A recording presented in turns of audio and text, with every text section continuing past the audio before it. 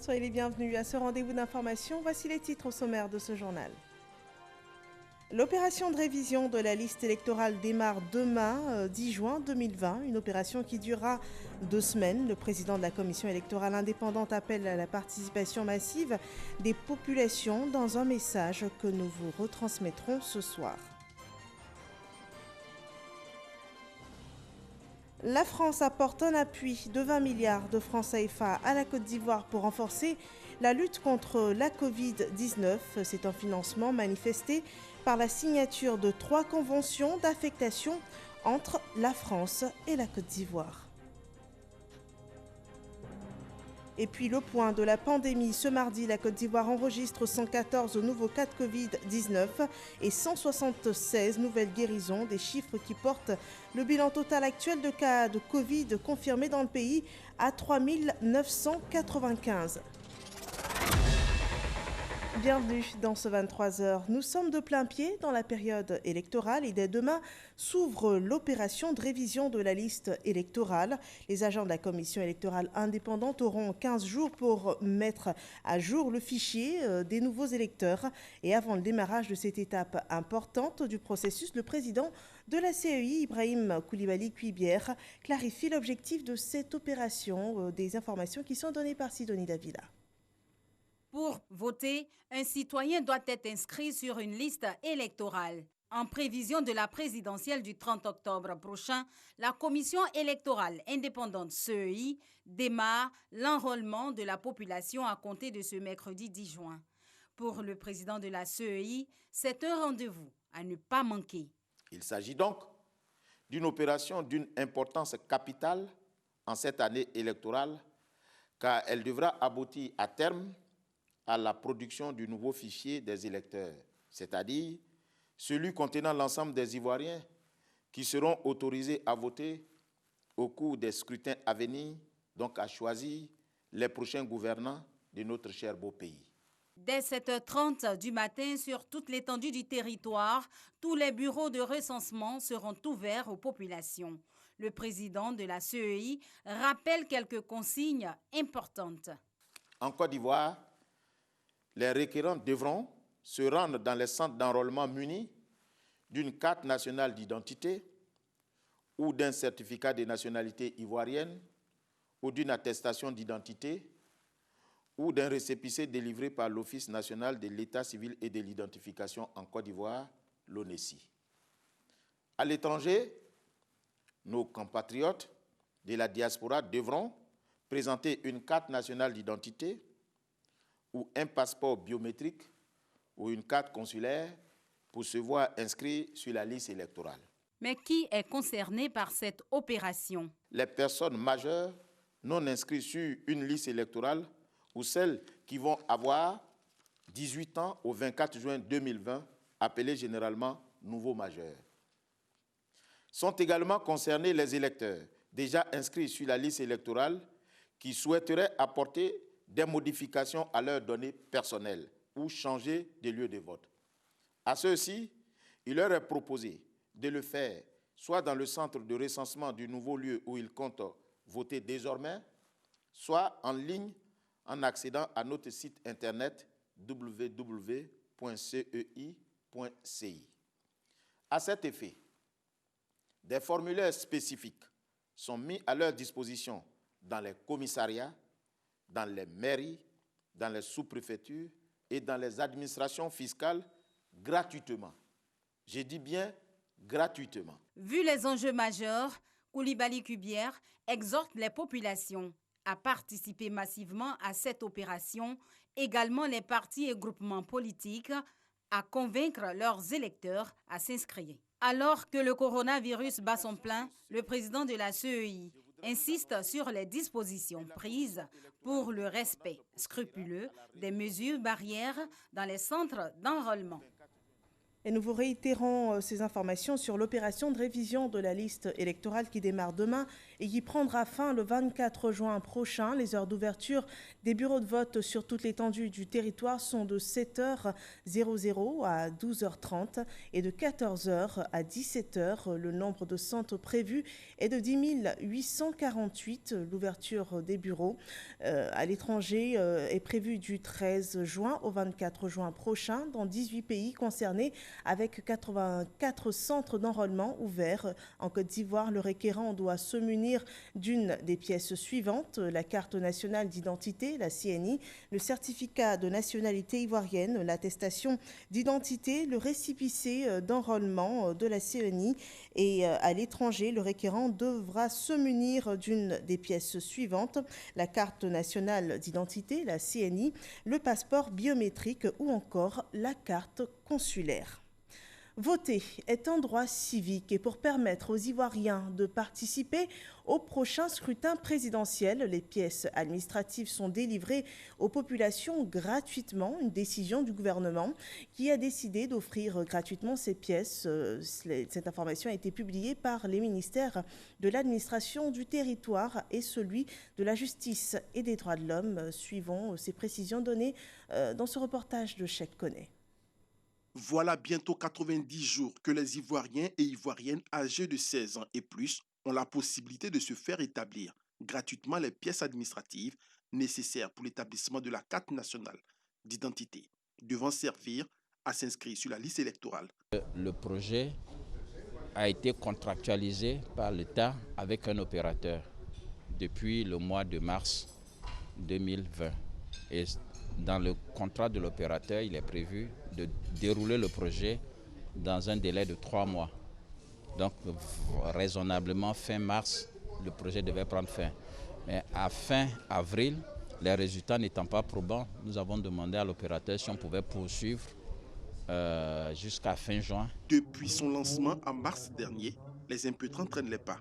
À ce jour, moins de 300 000 demandes ont été enregistrées sur les 2 millions attendus d'ici à fin juin. Différentes de l'audience foraine qui concerne uniquement les personnes jamais déclarées à l'état civil, cette opération est plus inclusive et son mode opératoire a été allégé. Je voudrais appeler les Ivoiriens, les confrères, à prendre cette opération à bras-le-corps et faire de cette opération une activité courante. C'est-à-dire que, contrairement à ce qui se passait auparavant, cette fois-ci, les populations ont l'administration à proximité. L'opérateur technique en charge de la mise en œuvre de cette opération, Universal Technology, a rassuré par la voix de son directeur général sur la disponibilité de la logistique nécessaire pour faire face à l'afflux des dossiers à traiter. Et pour la réussite de cette opération de renouvellement de la liste électorale, on a pu entendre tout à l'heure le président de la CEI lancer un appel à la mobilisation de la population, invitant même les politiques à mobiliser leurs militants. Et cet appel a retenti fortement au RHDP. Le parti ambitionne de faire participer 500 000 nouveaux majeurs. Des précisions avec Éric Goret. Le recrutement des nouveaux majeurs est une priorité pour le RHDP. Le parti se déploie sur le terrain pour réussir cette mission. C'est le cas du mouvement Action 2020 qui est sur le terrain à la rencontre de ces nouveaux votants. Kader Fofana et sa troupe sillonnent les différentes communes d'Abidjan pour convaincre ces nouveaux majeurs. À Yopougon, à Bobo, comme à Cocody, le message reste le même. Il nous faut des électeurs, mais pour avoir des électeurs, il faut des personnes qui détiennent leur carte d'électeur. C'est pourquoi le parti, le RHDP, nous a mis en mission afin de mobiliser tous nos nouveaux majeurs, toutes les personnes susceptibles de nous faire gagner au soir du 31 octobre. Alors nous, en tant que mouvement Action 2020, nous sommes déjà sur le terrain avec nos 150 coordinations. Nous avons décidé de les galvaniser, les mettre en mission. Ce sont 500 000 nouveaux majeurs qui prendront bientôt part à l'élection présidentielle de 2020. Les convaincre à se ranger du côté du RHDP est un objectif collégial des associations et mouvements du RHDP. La participation massive à l'enrôlement, c'est un engagement que le RHDP compte bien tenir. Et pour y arriver, une grande mobilisation est entreprise. Exemple dans la commune de Port-Bouët avec le coordonnateur régional RHDP, Siandou Fofana. On voit cela avec Abou Sanogo. Depuis l'annonce par la commission électorale indépendante de l'opération de la révision de la liste électorale, le coordonnateur régional RHDP de la commune de Port-Bouët, Siandou Fofana, a investi le terrain. À Adjofoussou, quartier de la commune où il s'est rendu, Siandou Fofana a sensibilisé les ressortissants du Gontougo sur l'importance et les enjeux de la révision de la liste électorale. Le coordonnateur régional RHDP de Port-Bouët a mis les militants du Gontougo en mission afin de faire gagner leur candidat à la présidence d'octobre prochain. J'ai voulu inviter l'ensemble de nos parents à se faire enrôler massivement pour être électeurs véritablement sur la liste électorale à venir. Nous leur avons indiqué d'avoir à se mobiliser massivement à l'effet d'être plus nombreux et de venir exprimer leur vote le 31 octobre, de sorte à ce qu'aucune voix ne manque à l'appel. Autre sujet abordé au cours de cette rencontre, l'enrôlement des nouveaux majeurs. Il était important que pour le délai qui est relativement court, ils fassent en sorte de rendre effectif la disponibilité du certificat de nationalité et nous allons les aider pour qu'ils puissent s'inscrire entre le 10 et le 24 sur la liste électorale. Après les ressortissants du Gontougo, Siandou Fofana est allé à la rencontre des présidents du comité de base d'Adjofoubad pour les exhorter à occuper massivement le terrain à l'effet de faire en sorte que les militants du RHDP de la commune de Port-Bouët participent à l'opération d'identification. À ses présidents du comité de base, Siandou Fofana a fait don d'une tonne de riz, 120 bouteilles d'huile et 10 cartons de pâtes alimentaires. Le RHDP déploie donc sa stratégie dans les régions. C'est le cas à Dimbokro, dans la région du Nzi. Adama Koulibaly met en mission les jeunes et les enseignants arrimés au RHDP. Ces missionnaires pour le compte du RHDP ont reçu des motos pour étendre les idéaux du parti dans les localités les plus reculées. Ouattara Med Ouattara.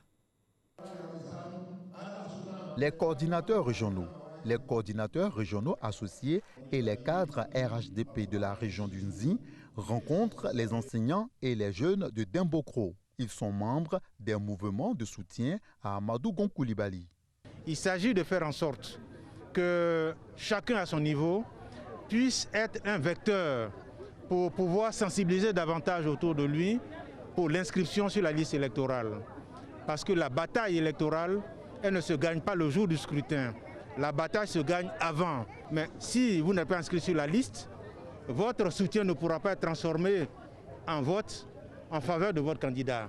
C'est pour cela que nous sommes venus mettre en mission donc ces jeunes-là, en plus des enseignants, pour justement être des courroies de transmission des messages que nous portons à l'endroit des populations. Ces jeunes et enseignants sympathisants du RHDP ont dans leurs différentes interventions exprimé leur engagement sans faille au candidat Amadou Gon Koulibaly. Ils promettent tous de confirmer ce choix dans les urnes afin de célébrer la victoire au soir du 31 octobre prochain. Pour les motiver davantage dans la mission à eux confiée, le ministre Adama Koulibaly leur a offert des motos. Maria Toukone, en sa qualité de directrice exécutive adjointe du RHDP chargée de la solidarité, œuvre aussi pour une participation massive des militants de son parti à l'opération d'enrôlement pour le renouvellement de la liste électorale. Dans la Bagoué, elle a invité les partisans à parcourir toutes les contrées pour faire comprendre l'importance et la nécessité de participer à cette étape du processus électoral. À Mississoko. Boundiali, centre culturel. À quelques heures de l'ouverture de la révision de la liste électorale, la ministre Maria Toukone, coordonnateur associé RHDP de la région de la Bagoué, par ailleurs directrice exécutive adjointe du RHDP chargée de la solidarité, en séance de travail avec les délégués départementaux, communaux et séminaire pour instruire ces instances de base du RHDP de la région de la Bagoué sur la maîtrise du processus d'établissement des documents administratifs et les conditions d'inscription sur le fichier électoral. Après cette formation, les formateurs iront dans les sous-préfectures, dans les quartiers, dans les comités de base pour répliquer la même information de sorte que tout le monde soit au même niveau d'information. fait le corps à corps pour inscrire le maximum de militants RHDP sur le listing électoral en vue de la victoire d'Amadou Gon Coulibaly à l'élection présidentielle d'octobre 2020. C'est le cheval de bataille de la ministre Mariatou Koné. C'est un corps à corps que nous devons faire pour que la liste électorale qui est en cours de révision comprenne le maximum de militants du RHDP. La directrice exécutive adjointe du RHDP chargée de la solidarité, par ailleurs maire de Boundiali, a aussi eu une séance de travail avec ses conseillers municipaux. Là encore, la feuille de route reste la même. Exhorter les populations à s'inscrire massivement sur la liste électorale. Dans la commune de Boundiali, plus de 25 000 personnes sont concernées par le renouvellement de leurs pièces d'identité et plus de 11 000 nouveaux majeurs par l'enrôlement sur la liste électorale. Voilà, on le voit bien, le prochain scrutin présidentiel est préparé activement malgré cette crise sanitaire due à la Covid-19. La pandémie perdure, de nouveaux cas sont encore annoncés. Les autorités sanitaires font mains et pieds pour briser la chaîne de contamination.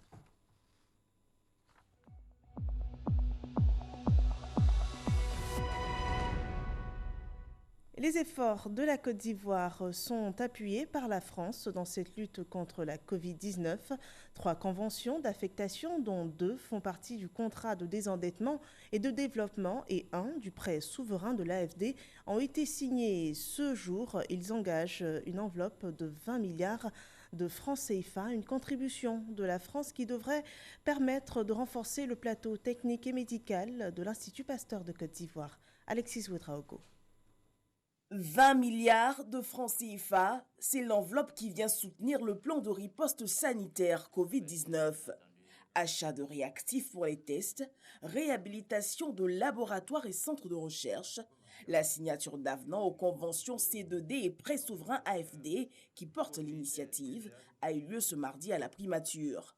Ces avenants ont tous pour vocation de réallouer rapidement et très précisément des fonds disponibles pour contribuer à mettre en œuvre le plan de riposte sanitaire Covid-19 de la Côte d'Ivoire.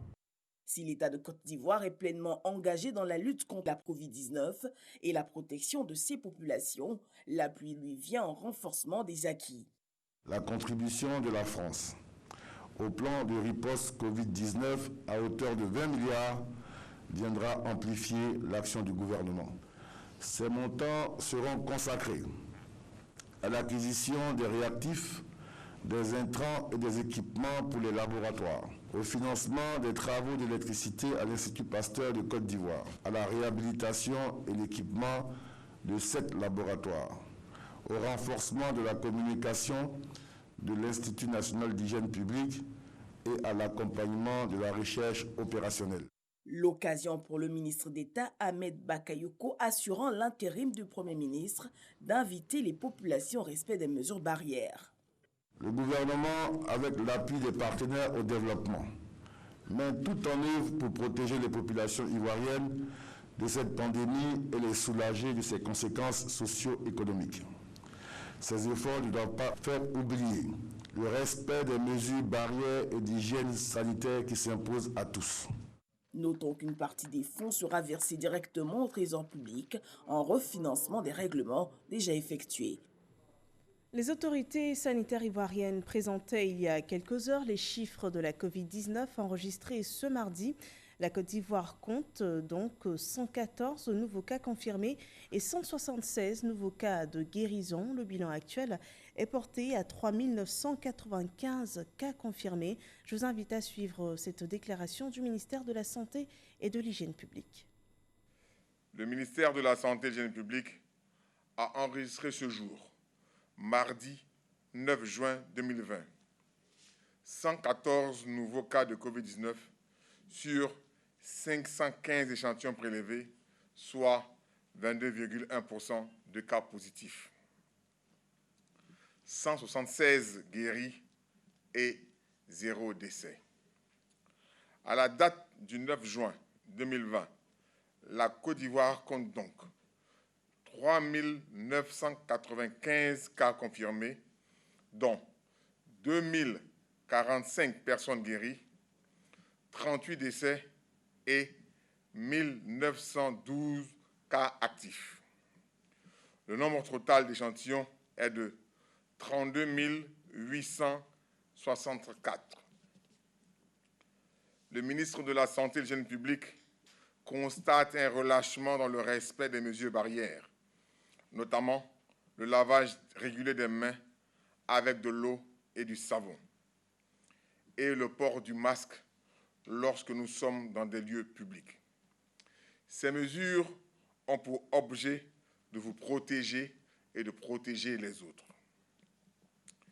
Il rappelle que la pandémie n'est pas terminée et que seul le respect des dites mesures peut nous permettre de contrôler et de maîtriser la pandémie sur notre sol. Dès l'apparition des signes tels que la toux, la fièvre et des difficultés respiratoires, n'hésitez pas à vous rendre dans un des centres d'accueil et de dépistage Covid-19 ou appeler les numéros gratuits suivants, le 101, le 119, le 125 et le 143.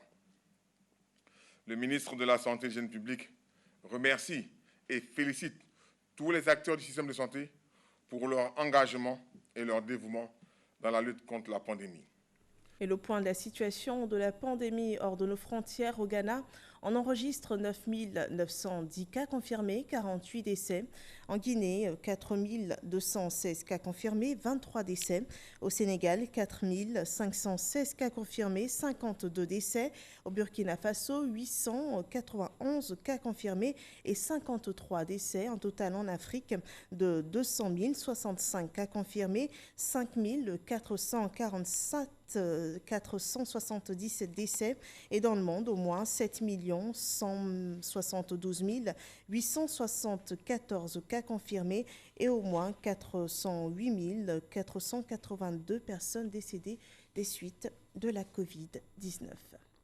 En Côte d'Ivoire, le point presse du gouvernement sur la gestion de la pandémie a accordé un point d'honneur aux récurrents pics de cas confirmés observés ces derniers jours. Le relâchement par les populations dans l'application des mesures barrières contre la Covid-19 serait une des premières causes, suivant ce rapport de Mahama Traoré.